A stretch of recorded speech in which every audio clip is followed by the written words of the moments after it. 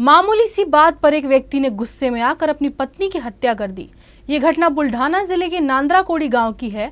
इस मामले में पुलिस ने आरोपी को गिरफ्तार कर लिया है। बुल्ढाना शहर से मात्र कुछ दूरी पर स्थित नांद्राकोली गांव में रहने वाले गणेश जाधव ने अपनी पत्नी सुनीता की हत्या कर दी। घटना वाले दिन सुनीता दोपहर के समय अपने घर में सिलाई मशीन पर कुछ सिल रही थी।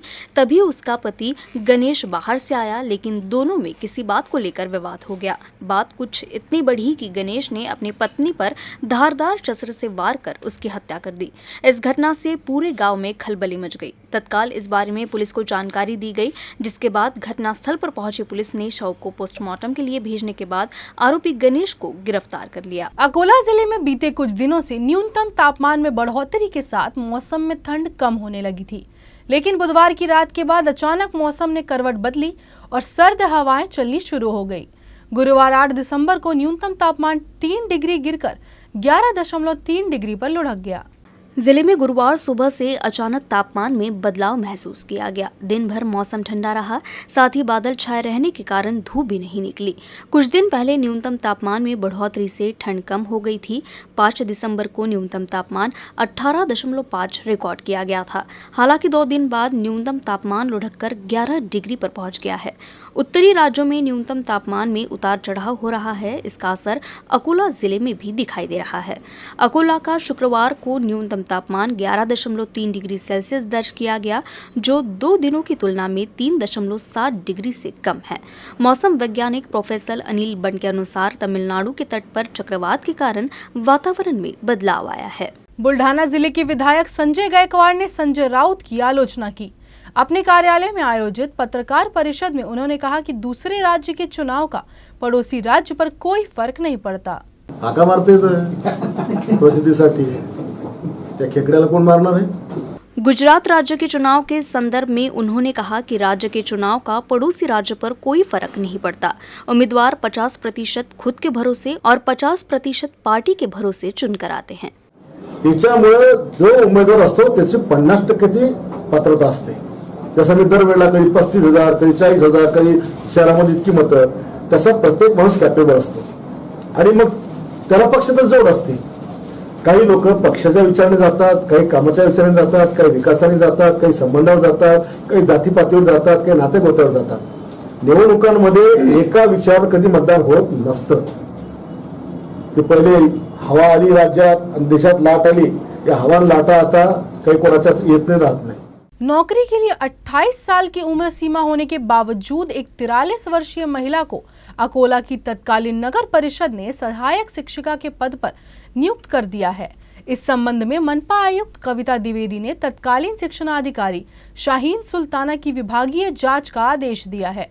इस मामले के सामने आने के बाद मनपा प्रशासन में हड़कंप मच गया है। 43 वर्षीय मेघा घाटनेकर को सहायक शिक्षिका के एक ऐसे पद पर नियुक्त किया गया जिसकी आयु सीमा मात्र 28 वर्ष थी। यह नियुक्ति अधिकारियों की मिलीभगत से होने के बाद प्रशासन के संज्ञान में आते ही ये मामला लोकायुक्त के पास गया। उन्होंने आयु सीमा के उल्लंघन पर गौर करते हुए इस मामले में दोषी अधिकारियों व कर्मचारियों के खिलाफ उचित कार्रवाई कर सरकार को प्रस्ताव भेजने का निर्देश दिया। इस संबंध में तत्कालीन आयुक्त दीपक चौधरी ने 16 नवंबर 2011 को सहायक शिक्षिका मेघा घाटनेकर के खिलाफ कार्रवाई का प्रस्ताव सरकार को भेजने का आदेश दिया था।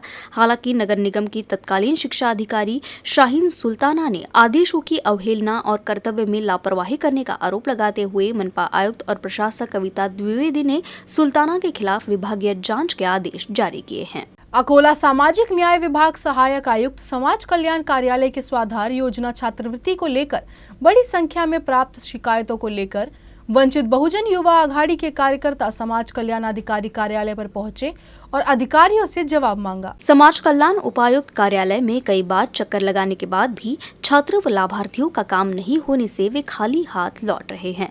वंचित युवा आघाड़ी के महानगरीय और तहसील पदाधिकारियों ने छात्रों और लाभार्थियों के मुद्दे को उठाया। इस अवसर पर अधिकारियों व कर्मचारियों को विद्यार्थियों की विभिन्न शैक्षणिक समस्याओं, स्वाधार योजना, छात्रवृत्ति व घरकुल योजना के रिकॉर्ड लेकर समीक्षा की गई। वंचित बहुजन युवा आघाड़ी को शिकायत की गई थी कि भारत रत्न डॉक्टर बाबा साहेब आम्बेडकर अम्बेडकर स्वाधार योजना के संबंध में वित्तीय मांगों को मंजूरी दे रहे थे और लाभ के लिए पैसे की मांग करने वाले दलाल सक्रिय हो गए थे। इसमें निकष लगाकर सही लाभार्थियों का चयन करने और त्रुटियों को दूर करने और आवेदनों के निस्तारण के लिए शिविर आयोजित करने का आश्वासन दिया गया। राष्ट्रीय बाल स्वास्थ्य कार्यक्रम के तहत बच्चों की स्वास्थ्य जांच और निदान के बाद आवश्यकता अनुसार इलाज किया जाता है। इसके तहत अकोला जिले में प्राथमिक जांच के बाद हृदय संबंधी बीमारियों की जांच के लिए 76 बच्चों को चयन किया गया। 28 बच्चों को हार्ट सर्जरी की जरूरत है। जिला शल्य चिकित्सक कार्यालय की एक टीम ने शुक्रवार को 11 बच्चों के साथ पहले चरण की सर्जरी के लिए मुंबई भेजा गया। राष्ट्रीय बाल स्वास्थ्य कार्यक्रम में जांच के दौरान 76 बच्चों में हृदय रोग से संबंधित जटिलताओं के लक्षण दिखे। सुपर स्पेशलिटी अस्पताल में 16 अक्टूबर को 2D इको टेस्ट किया गया। इस टेस्ट के विशेषज्ञ डॉक्टर भूषण चौहान मौजूद रहे। इस जांच के बाद पता चला कि 28 बच्चों को हार्ट सर्जरी की जरूरत है। पहले चरण में शुक्रवार को 11 बच्चों को मुंबई भेजा गया। राष्ट्रीय बाल स्वास्थ्य कार्यक्रम का उद्देश्य बच्चों के स्वास्थ्य की जांच कर उनका शीघ्र निदान करना तथा उनका शीघ्र उपचार कर उन्हें रोगों से मुक्त कर भावी जीवन में स्वास्थ्य बनाना है। निवासी उपजिलाधिकारी संजय खड़से, चिकित्सा अधीक्षक डॉक्टर भावना हाड़ोड़े सहित अन्य अधिकारियों व कर्मचारियों ने टीम को विदाई दी।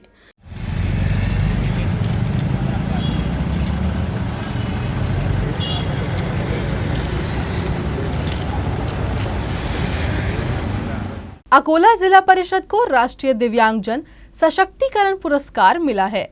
कलेक्टर नीमा अरोड़ा ने कहा कि पुरस्कार के कारण प्रशासन की जिम्मेदारी बढ़ गई है और प्रशासन विकलांग की सेवा करने और उन्हें कल्याणकारी योजनाओं का लाभ दिलाने के लिए तैयार है।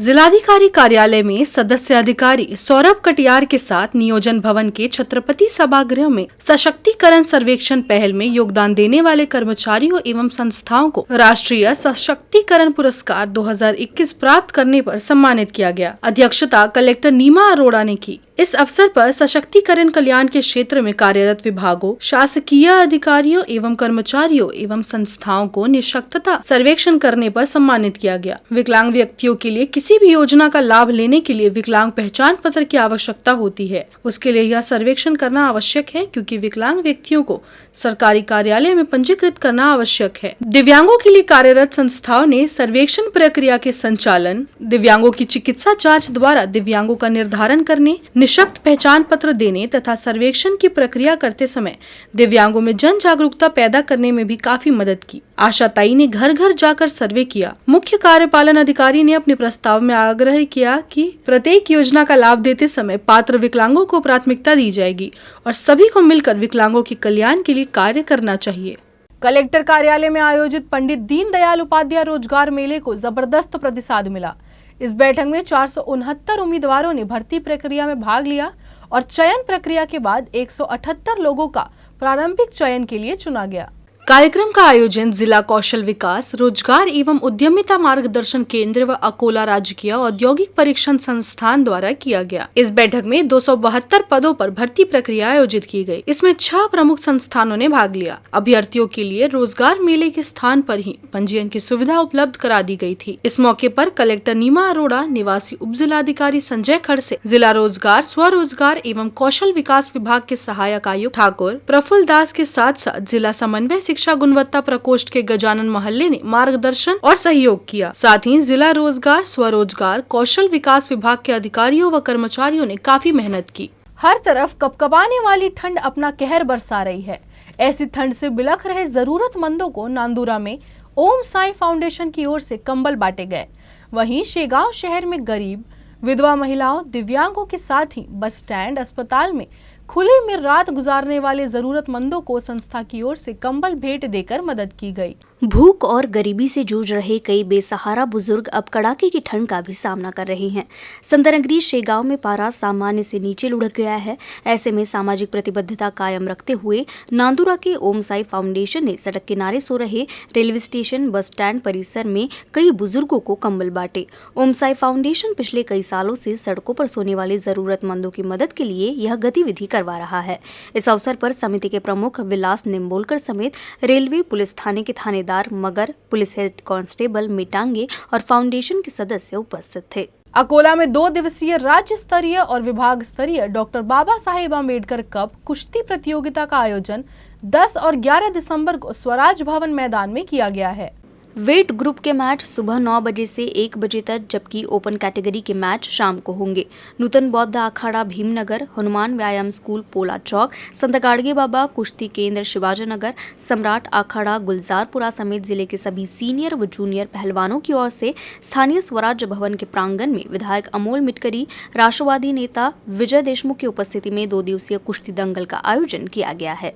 इस प्रतियोगिता को वरिष्ठ पहलवान शेख अब्दुल्ला, त्र्यंबक शिरसाट, शेख नजीर, चंदू शिरसाट, ईश्वर शिरसाट, नारायण वाडेकर, सुनील शेगोकार, प्रशांत खोरे, तपसू मनकीकर आदि का समर्थन प्राप्त है।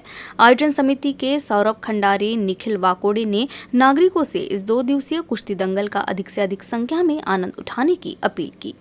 फिलहाल के लिए बस इतना ही। हम फिर मिलेंगे और करेंगे यूं ही खबरों की बात। आप बने रहिए UCN न्यूज के साथ। नमस्कार।